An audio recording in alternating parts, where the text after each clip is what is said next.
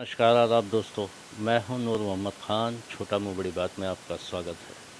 आइए दोस्तों, चांदबिली विधानसभा के लिए एक बहुत ही ताज़ा तरीन ऐसी वीडियो जो आज तक आपने कभी देखी नहीं होगी इस पूरे चुनाव में, और ये उन फिरका परस्तों के लिए, नफरत बांटने वालों के लिए एक चैलेंज भरा वीडियो है।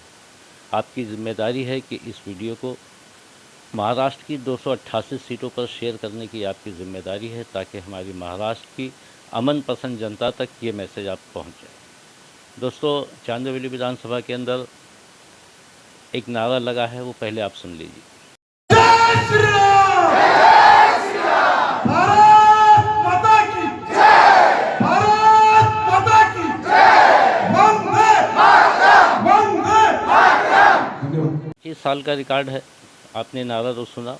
खैर, ये नारे में कोई आपत्तिजनक बात नहीं है। हमारे हिंदू भाई जय श्री राम का नारा लगाएंगे, उसमें किसी आपत्ति की ज़रूरत ही नहीं। भारत माता की जय कहेंगे, इसमें कोई आपत्ति नहीं। लेकिन सवाल ये है कि जिस चांदबिली विधानसभा में पिछले 25 सालों से अमन और शांति का जो पैगाम था लोगों के बीच में, चाहे हिंदू हो, मुस्लिम हो, सिख हो, ईसाई हो, उत्तर भारतीय हो, किसी भी समाज का हो, किसी भी वर्ग का हो, किसी भी प्रांत का हो, जहाँ पे एकता और अखंडता का बोलबाला था, आज वहाँ पे क्या हो रहा है।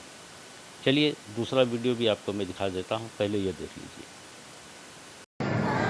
योगी जी का तो क्या कहना हो तो सबके मालूम है, बटोगे तो। अब दूसरा वीडियो भी आपने देख लिया, बटोगे तो कटोगे, है ना। अब इन्हीं बटने कटने वालों से एक बहुत बड़ा सवाल है, जो अभी तक शायद कोई किया हो या नहीं किया हो, तो मैं कर रहा हूँ। ये चांदबिली विधानसभा के लिए चैलेंज वाला सवाल है। सवाल ये है कि कोरोना महामारी के दौर में जब सबके ऊपर आफत आई थी, तो हिंदू भाइयों की जो लाशें पड़ी हुई थी उसको कोई उठाने वाला नहीं था। तो कौन उठा रहा था? इसका प्रूफ मैं साकीनाका का एक प्रूफ आपके सामने पेश करता हूँ। साकीनाका मेट्रो स्टेशन के बगल में महाराष्ट्र काटा है। महाराष्ट्र काटा के पीछे जो गली है आप लोग बखूबी जानते हैं। उसी गली में मराठी अखबार सामना के एक लेखक रहा करते थे। कोरोना महामारी में उनका देहांत हो गया और उनकी लाश को कंधा देने वाला कोई नहीं था। तो उसी मोहल्ले के हमारे मुस्लिम भाइयों ने, मैं उनको सलाम करता हूँ कि उन्हीं मुस्लिम भाइयों ने उनका अंतिम संस्कार किया। उसका वीडियो भी आप पहले देख लो, फिर आगे बात करते हैं।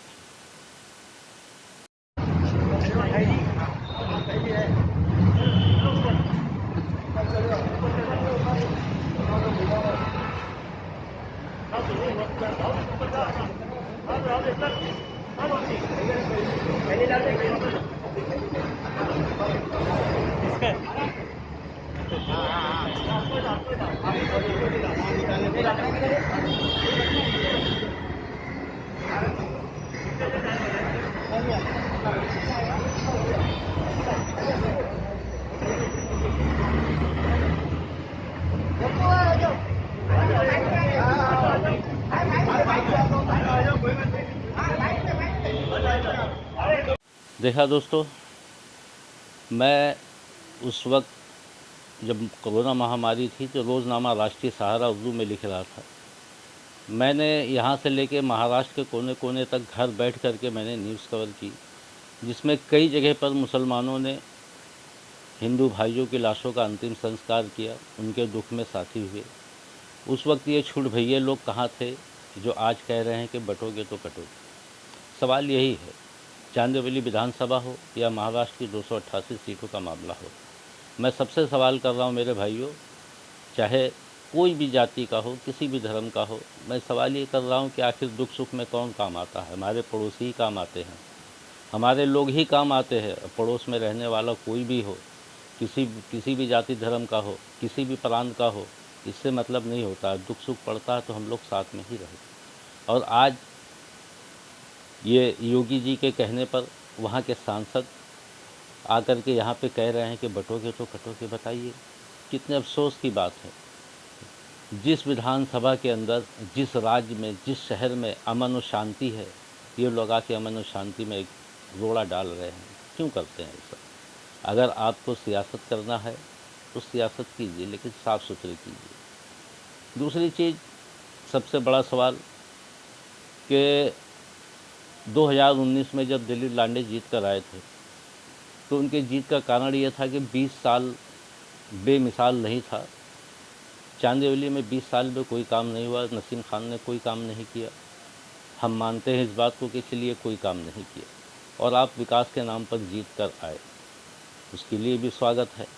लेकिन अब 2024 के चुनाव में आप विकास के नाम पर फिर वोट मांगिए। अगर आप विकास के नाम पर वोट मांगते तो आपको जनता सलाखों पर बैठाकर वापस से आपको विकास की कुर्सी पर बैठा देती। लेकिन आप उस चीज़ को बांट रहे हैं जहाँ पे लोगों की एकता थी, अखंडता थी। लोग एक साथ दिवाली होली मनाते थे, ईद मिलन होली मनाते थे एक साथ। आज आप उसी जगह पर आकर के नफ़रत फैला रहे हैं। ऐसा नहीं होना चाहिए था, लेकिन आपने जो किया, आपको बधाई हो, आपको मुबारक हो। मैं चांदीवली की जनता से अपील करता हूँ कि दोस्तों, चांदीवली हमारा अमन और शांति का पैगाम देने वाला वो इलाका है जहाँ से चाहे मुशायरा हो या कोई भी हो, बड़ा बड़ा पैगाम जाता है। पूरे देश के अंदर पैगाम जाता है कि यहाँ पे एकता और अखंडता की एक मिसाल है। यहाँ पे हिंदू, मुस्लिम, सिख, ईसाई सब मिलकर रहते हैं। यहाँ पे नफ़रत की जगह नहीं है चांदीवली में कि किसी एक कोने में जगह मिल जाए नफ़रतियों को। तो दोस्तों, आज इसी मैसेज को मैं फिर लेकर आपके सामने आया हूँ कि हमारे विधानसभा के अंदर अमन और शांति हो, सब एक साथ मिलजुल कर रहें, एक साथ एक दूसरे के लिए हम हर वक्त तैयार रहें। किसी की भी मदद हो, कैसी भी ज़रूरत हो, हम सब लोग मिलकर कंधे से कंधा मिला करके हम एक साथ चलें। यही हमारा लक्ष्य है। एकता है, अखंडता है, भाईचारा है, मोहब्बत है, प्यार है। हम दिवाली हो, होली हो, गणपति हो, दुर्गा पूजा हो, रामनवमी हो, हम सभी लोग मिलकर मनाते हैं। सभी एक दूसरे को मिठाई खिलाते हैं, ईद में सेवइयाँ खिलाते हैं, बकरा ईद में उनकी दावत की जाती है, सभी लोग खाते हैं। मेरे भी घर पर लोग आकर खा कर गए होंगे, जो लोग खाए हैं उनको जब मालूम होगा। और मैं भी गया हूँ, दिवाली की मिठाई खाकर आया हूँ उनके घर पे, ऐसा भी नहीं है। तो हम इस चीज़ को हम क्यों बिगाड़ने जाएं? हम नहीं चाहते, आप नहीं चाहते, कोई नहीं चाहता कि हमारे चांदीवली विधानसभा में एक नफ़रत का पैगाम पहुँचे। इसीलिए मैं आपसे रिक्वेस्ट करता हूँ, गुजारिश करता हूँ कि आने वाली 20 तारीख को नफ़रतियों को भगाइए, अमन और शांति का, एकता का, अखंडता का चांदीवली विधानसभा बनाइए, और इन नफ़रतियों को ऐसा सबक सिखाइए, ऐसा सबक सिखाइए कि आने वाले दिन में ये नफ़रत की हवा चांदीवली विधानसभा में न फैल सके। और हम चाहे उत्तर भारत के हों, चाहे बिहार के हों, किसी भी प्रांत के हों, किसी भी जात के हों, किसी भी समाज के हों, किसी भी वर्ग के हों, हम सब लोग मिल कर के रहें।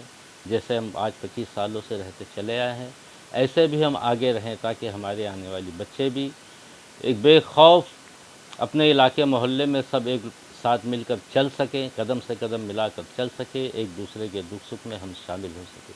इसलिए आपसे मेरी गुजारिश है दोस्तों, ये मैसेज मेरा आपको चांदीवली विधानसभा सहित महाराष्ट्र की 288 सीटों पर आपको पहुंचाना है, ताकि नफ़रतियों का सफाया हो सके और हमारे राज्य में, हमारे शहर में, हमारे मोहल्ले में अमन और शांति का पैगाम पहुंच सके।